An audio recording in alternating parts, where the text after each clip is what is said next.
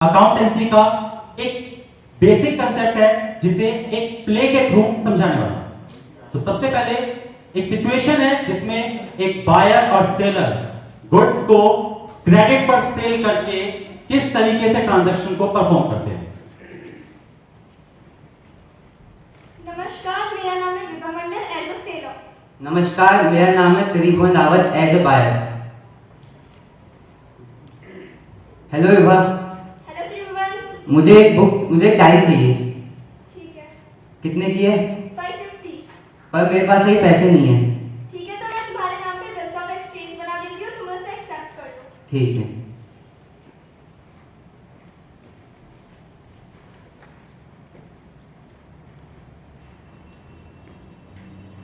ये bills of exchange एक legal document जिसमें हम गुड्स उधार पे ले सकते हैं और दे सकते हैं। यहां पर आपने देखा कि किस तरीके से एक बायर और सेलर गुड्स को परचेज कर रहे हैं क्रेडिट पर, उधार पर, और उसके लिए उन्होंने एक लीगल इंस्ट्रूमेंट यूज किया, that's the bills of exchange. Bills of exchange एक लीगल इंस्ट्रूमेंट है जिसे हम क्रेडिट ट्रांजैक्शंस को परफॉर्म करने के लिए यूज करते हैं।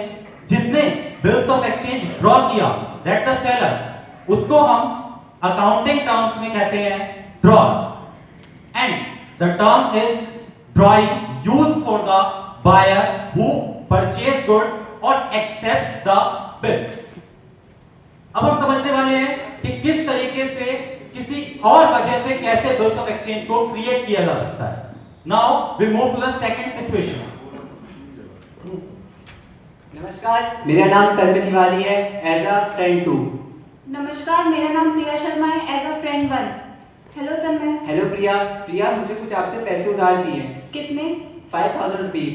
अब मेरे पास इतने पैसे तो नहीं होंगे, लेकिन हम एक काम कर सकते हैं, मैं आपके नाम पे एक बिल ऑफ एक्सचेंज बनाऊंगी जिसको आप एक्सेप्ट करना और हम बैंक से जाके उसे डिस्काउंट करवा। हाँ, ये ठीक है।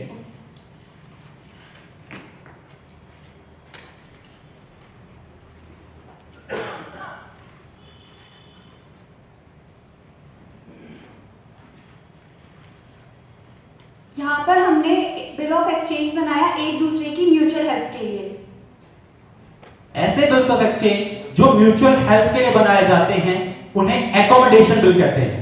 और इससे पहले हमने देखा जब बिल क्रिएट किया गया वो एक दूसरे से गुड्स परचेज करने के लिए किया गया, दैट्स फॉर द ट्रेडिंग, इसीलिए उसे ट्रेड बिल कहा जाता है। अब ये बिल्स ऑफ एक्सचेंज जो है एक एक्ट के अकॉर्डिंग आता है, that's the negotiable instrument act which is existence comes into the existence in 1881। इस बिल्स ऑफ एक्सचेंज को किस तरीके से एक ड्रॉअर यूज कर सकता है, अब हम उसको समझते हैं। सबसे पहले case first, discounting of bill. मुझे पैसों की नीड है और इस बिल की ड्यू डेट 2 मंथ्स के बाद है। एक काम करती हूँ, मैं इस बिल्स ऑफ एक्सचेंज को बैंक से कैश करवा लेती हूँ। ये 550 की बिल्स ऑफ एक्सचेंज है, मुझे इसे कैश करवाना है। हम कर तो देंगे, लेकिन हमारे कुछ डिस्काउंटिंग चार्जेस लगेंगे। कितने? 50 रुपीज। ओके।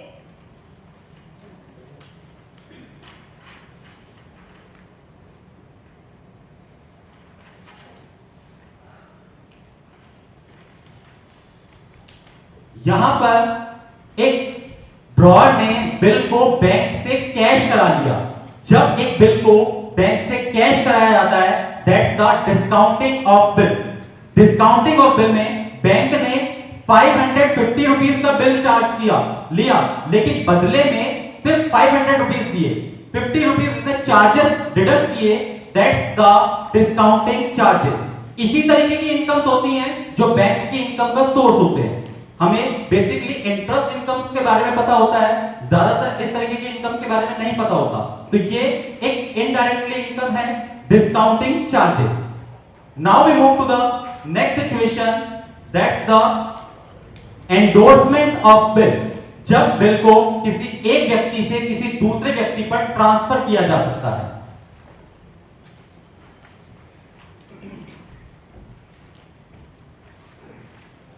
हेलो, नमस्कार, मेरा नाम दीपक है और एज अ क्रेडिटर। हेलो दीपक, मैंने जो 1000 का क्रेडिट गुड्स परचेज किया था उसका ये 450 कैश है ठीक है। 550 का बिल्स ऑफ एक्सचेंज है जो मुझे त्रिभुवन से मिला है, जो मैंने तुम्हें ट्रांसफर किया। ठीक है, मैं उससे ले लूँगा पैसे।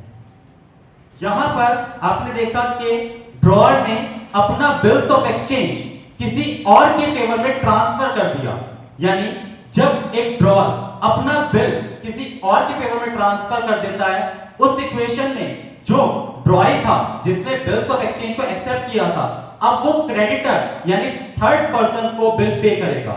इस थर्ड पर्सन को कहते हैं हम पे, जो अमाउंट को रिसीव करता है। और इस सिचुएशन को जिसमें बिल किसी एक पर्सन से किसी दूसरे पर्सन पर ट्रांसफर किया जाता है, इसे कहा जाता है एंडोर्समेंट ऑफ बिल। इसके अलावा नेक्स्ट सिचुएशन है जब ड्यू डेट होगी, यानी जब बिल की पेमेंट की भुगतान की तिथि होगी, तो उस समय क्या सिचुएशंस हो सकती हैं। तो सबसे पहली जो सिचुएशन है कि किसी व्यक्ति के पास जो बायर है पेमेंट के पैसे नहीं है, तो वो उस बिल को दोबारा से बनवाने की रिक्वेस्ट कर सकता है। तो अब हम उसको समझते हैं। नमस्कार, मेरा नाम गौरी है। नमस्कार, As I'm a Shaka Joy. as a Joy. Hello Vishakha, Hello Gauri. आज आपकी ड्यू डेट है तो आपको पेमेंट पे करनी है। Yes, you are right, but अभी मेरे पास अमाउंट नहीं है, तो I requested you आप ओल्ड बिल को कैंसिल करके एक न्यू बिल बना दीजिए। आपका ओल्ड बिल तो कैंसिल हो जाएगा, लेकिन नया बिल बनने के लिए इंटरेस्ट चार्जेस भी लगेंगे। ओके। इंटरेस्ट चार्जेस 100 रुपए हैं, जिस पे पुराने बिल पे 500 देने थे, लेकिन न्यू इंटरेस्ट लगने के साथ न्यू बिल पे आपको 600 रुपए देने पड़ेंगे। ओके। ठीक है। यहां पर आपने अभी देखा कि एक व्यक्ति ने जिसने गुड्स उधार खरीदे थे या बिल बनाया था, एक्सेप्ट किया था पेमेंट के लिए, लेकिन ड्यू डेट पर पैसे ना होने की वजह से उसने ड्रॉअर से रिक्वेस्ट की कि प्लीज डेट को आगे बढ़ा दिया जाए।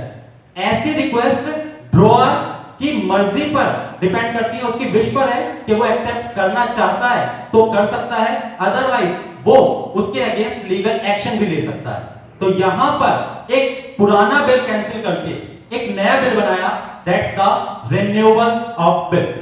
अब हम लास्ट सिचुएशन को समझते हैं, that's the situation in which a bill amount paid before the due date, यानी जब ड्यू डेट से पहले भुगतान कर दिया जाए, तो उस सिचुएशन को क्या कहा जाता है, उसको अब हम समझते हैं। नमस्कार, मैं Divyansh Tripathi as a drawer. नमस्कार, मैं Dampat Singh as a drawing. Hello Divyansh. नमस्ते दंपत। नमस्ते। आपसे मैंने 2 महीने पहले एक बुक परचेज की थी। आज मैं उसका पेमेंट करने जा रहा हूँ आपके पास। परंतु उसके लिए तो अभी 15 दिन बाकी हैं। उसके लिए 15 दिन बाकी है, परंतु मेरे पास अभी रुपए आ गए हैं, तो मैं आपको पहले पेमेंट कर दे रहा हूँ। ठीक है।